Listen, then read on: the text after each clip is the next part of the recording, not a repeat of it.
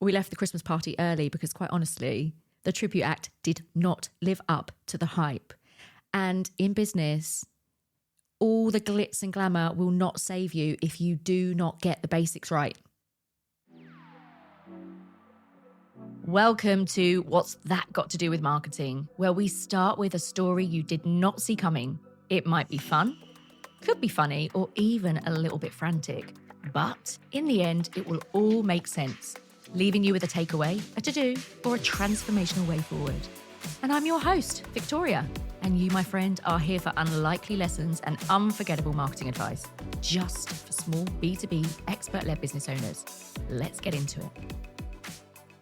This episode is called Stayin Alive Marketing. Now, Christmas time. We as a team got ready for the Christmas party, glitzy dresses, a number of glasses of champagne to mark the special moment that was Christmas. And I absolutely love Christmas. And off we went for our Christmas party to a local hotel where we were going to be enjoying a tribute act.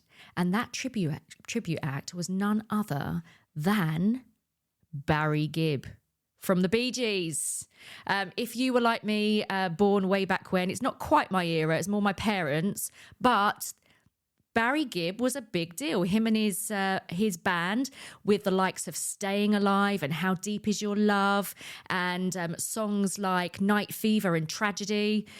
I know you're singing along in your head right now.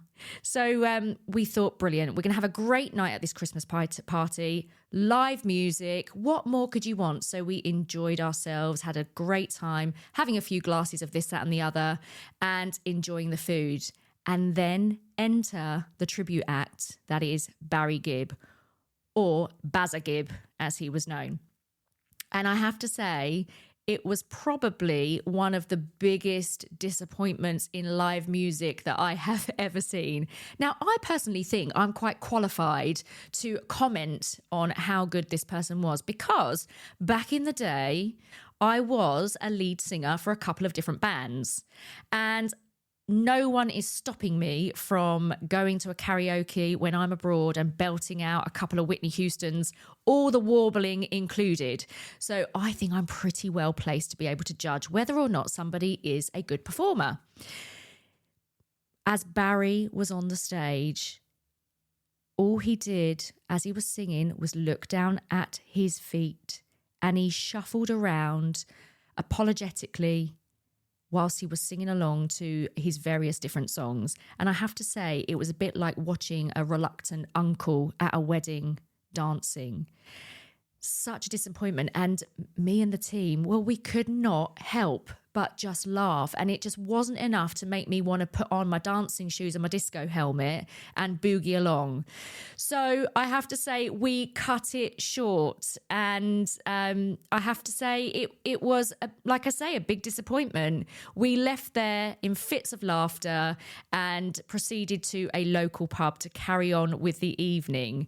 Now, I think what this goes to show is that you can't just say that you are a certain thing in your business if you're not going to deliver. So that's exactly what this has got to do with marketing. You can tell somebody you are the best at what you do, the expert, you've got all the accolades, you've got lots of clients. You can say that as much as you want to, but unless you actually can prove it and live up to the hype that you give, then it's not going to work for you. Now, this comes back down to really nailing the basics, because the basics are actually the backbone of your business and how it operates. And the basics are what is going to actually break you through in your business to do all of the other stuff to a much higher level. You can have a dazzling website, you can have great logo design, you can be showing up in all the right places, but unless you've actually got that process and that amazing experience to go along with it that proves that you know what you're doing, then all of the rest falls apart. So I want you to have a little think about asking yourself something. Are you actually nailing the basics in your business? Have a little think about that. What are those basics in your business that you need to be thinking about? So if we have a little think about what those things might be, you can start to put some action around that and think about how you can really nail it so that you can prove that you are the real McCoy, the one that's got that great service and not a really bad tribute act. So let's look at some of the glitzy distractions that are out there and some of the solid basics that you should be considering instead. So first of all, let's start with a good old classic. A lot of the time people are saying, I need a new website. That's the first thing they think of when they think about getting out there and proving themselves to their customers. They think it's got to be the website first. That's the thing I've got to nail first. Well, actually, yes, you may need a new website. Yes, you may need to put your a better show on in terms of your visibility so that you can showcase your clients and your services and your products. But having a glitzy new website should be something that you continue to do, and it should not prevent you from moving forward with everything else. It's a glitzy distraction. Okay, so yes, work on that. That becomes a project that you have to work on, but don't let that be the thing that stops you from working on all of the other stuff that's actually going to get you leads and sales in the door. Another glitzy distraction, let's rebrand. We're going to go for a rebrand, and you start going off on a tangent, getting a new logo designed, thinking up a strap line and working on this rebrand when actually, have you even considered what your customers need?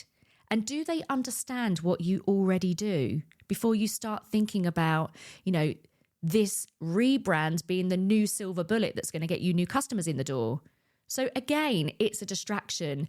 Work on that in the background, of course, but don't let that stop you from keeping that plate spinning of going out and getting customers into the business. Because these things, websites, rebrands, they're all projects. They're things that you have to have running alongside all of the other visibility pieces that you need to do to make sure that you're getting clients in the door. All right. So let's not get weighed back by those glitzy distractions. The other one that I want to mention is thinking about, I want to go viral with my reels or with my social media content. Again, that is a glitzy distraction. It's not that your content needs to go viral. You've got to have really, really good content and really good support for the customers that are watching you that are right for your business. You don't need to go viral. That's just vanity. What we really need to be thinking about is how we get in front of the people that mean the most to us and make them think in a different way, help them to take the next step forward in their journey, help them to understand what place we actually have in their world and how we can support them and take them further towards what they need and what they desire. Yes, of course, it's lovely to see your numbers going up and something that you put out there that's really resonated with people. They might have enjoyed it. They might have shared it. They might have commented on it. That is wonderful. Yes, of course it is. The numbers do feel good, but actually those numbers are secondary to people taking the right action that brings them more towards you and working with your business. Because that's the true measure of success, is how many people take the action that you want them to do to come towards your business and allow you to help them. Now, here's another one, another glitzy distraction. I am all up for this one, but a lot of people are there thinking, I just want to automate everything. I don't want to have loads and loads of work on my plate. I'm going to get systems to do it all for me. And I have to say, I'm with you on that. I think where you can automate, where it makes sense in your business, that is the right thing to do. And there is so much that you actually can automate. You can automate your marketing from top to bottom of the funnel. You can automate all of your customer experience.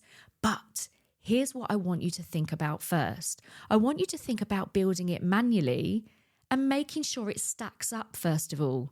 So do that first before you put everything on automation.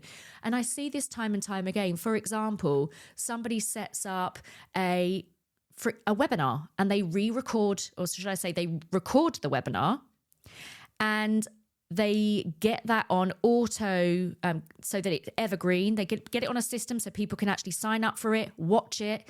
But they never spent the time creating that process manually, first of all, and seeing how many people attend, how many people ask questions, how many people, for example, go on to buy something afterwards. So they've set something up and they've not tested it, first of all, to actually maximize that opportunity. Same with, for example, if you're putting out free content, have you looked at that process in depth to understand what it is that people truly need, what it is in terms of messages that resonate with them before you commit to automating everything and making it work? Okay, so for me, I think this bit is all about doing things a little bit manually first and making sure they stack up before you put all of the time and the effort and the money into that whole automation piece. Because otherwise you build something and you've just got to rebuild it afterwards because it doesn't work. And another glitzy distraction here. Have you ever been in that situation where you go, let's buy some followers or let's buy some data so that we've got more people to speak to in our business so we can get visibility much quicker to a bigger audience? So that's another thing that lots of people do. And what that does is, well, it can have a really negative impact.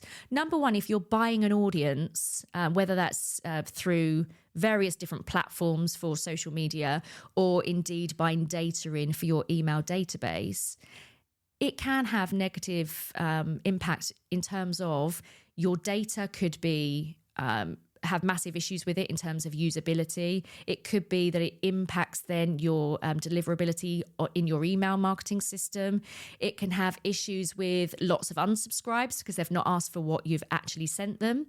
And when it comes to your social media, there's all sorts of issues with that as well, because you start to contaminate the pool of people that are already following you. So it can have quite a negative impact. So what I would suggest is that you think about the solid basics of building all of this so that you are getting those followers and you are getting that data in more organically. Okay, so people are actually coming towards you because they're interested in what you've got to say. They're interested in what you offer. They're interested in what you can do for them. And that's a much stronger and better way to scale your business rather than just buying in data, buying in followers that actually don't have any interest in you. So there is a place for it, and I'm not saying it's the wrong thing to do, but you have to be cautious and make sure if you are doing that, then you're doing it in the right way and you're thinking of every eventuality and risk and negative impact so that you can think about how you overcome those. On the whole, for me, organic is best. So that's what I would encourage you to do. One of the main things that I want to talk to you about today on this episode is the true glitzy distraction. And that one for me is trying to sell a high ticket offer and it's just not budging. And you're wondering why. Now, just like in my story about Barry Gibb or Bazza Gibb in this instance, the good old tribute act, wondering why everyone is just leaving. And when it comes to this specific subject around trying to sell your high ticket offer and when it's not shifting, perhaps it's as simple as this. You are offering something to your customer or your client, but it's too soon in the process to be offering it to them. They're not there yet. They're not warm enough. They're not ready for it. So this is when you need to think about how you can change it up so that they're much more likely to give you a yes. And something that I want to make you think about here is a completely different angle of going in with a much lower ticket offer. So either a low price or a mid-price offer that will allow them to absolutely give you an easy yes. They're ready to say yes to it because it doesn't feel risky to them. They feel like it's the next logical step in their journey. So rather than looking at that higher ticket and thinking that's way too expensive, I don't really know this brand very well at the moment, I'm not sure if it's right for me, it's quite a commitment. Instead of that, you just bring the risk down a lot and you say to them, I've got this particular thing for you. This is why you need it. And they're much more likely to say yes because it's more manageable and you've thought about how to de-risk it in their brain as much as possible. So that's what I want you to have a little think about. How could you shake this up and think about a mid to medium or a low to medium ticket offer? So what I want you to think about here is when you're selling something of this nature, it's got to fit into a pressure point, because people buy things when there is an urgency about it. So what is that pressure point that they're feeling right now, the pressure zone that they're in, where they're much more likely to go, absolutely, I'm in, I want to buy that, that fits where I am at the moment. Think about that. What fits that zone? So for example, if I think of the case of an accountant and I'm thinking about an accountancy client, their pain point might be, I don't know how I'm going to pay my tax bill this month. I don't know whether or not I'm profitable. I don't know whether or not I can afford to pay my staff this month. Yeah. So there is a pressure point there. And when there's a pressure point, people are much more likely to take action because it's more urgent. Whereas if you're trying to get somebody to take action and there's no urgency there, then they're going to procrastinate, or they're going to say, not sure. And they'll look around for different suppliers and so on. So we've got to think about where that urgency lies. So that's number one. Think about a low to mid ticket that has a level of urgency around it. Then once you've done that, I want you to think about talking about the outcomes. So if you were to put a new offer to them and it's lower ticket and it absolutely meets a very, very specific need right now, then have a little think about, well, what transformation will it give them? How will it alleviate that discomfort that they're feeling at this moment in time? You need to be able to describe that to them, describe the transformation that you're actually bringing to them. All right, so that's the next step. Once you know exactly what the pain point is, design something that's going to give them a very, very great outcome that helps them with that immediate pain. Then you need to show them that there is a clear process and a clear pathway for them to get from the pain that they're in now to where they want to go. You've got to show them that you are the reason that they can walk across from pain to pleasure, or pain to result, or pain to transformation very, very easily. So you are the reason that they're going to be able to do that. And you've got to show them that there is a process for them to be able to do so. And finally, once you've done that, you've got to create the pricing. Pricing is a difficult one because you can have something that is really cheap and it feels too good to be true, and therefore people don't buy.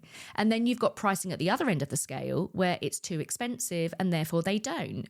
So what we're thinking here in our low to mid ticket offer is creating something that absolutely gives you some cash, absolutely feels like you're selling to your value, but it's got to be de-risked as much as possible. It's got to be a no-brainer where they say, yeah, that makes sense. I feel like the value I'm getting is very, very high for the cost, for the price that I'm actually being charged for it. All right. So repeating that, you've got the pain, you've got the transformation. Show how you move them from one to the other by the process that you've actually got for them. So you are balancing them from their pain through to the transformation. You've got to show that that exists and that you can get them there. And then you're going to build out exactly how you're going to move them from that with a fair price. Your offer is everything. If you don't have something that is going to compel them to take action, they don't act. And then they fall into this position of saying no. So I want you to have a little think about what that offer can be. And again, stop being distracted by all of these glitzy things that hold you back. Get your offer together, get it out there, trial it out, see how it goes. And remember, people don't buy unless you can clearly show them why they're buying it and the outcomes that they're going to get from it. So if you would like to know more on this subject and exactly how to make this work and how you can build an offer that is so compelling that people want to say yes, then drop us an email to info@allstarmarketingclub.com and tell us you want to build your mid-ticket offer. And as always, we'll send you a little bit of gold that will help you to achieve that. We'll see you on the next episode.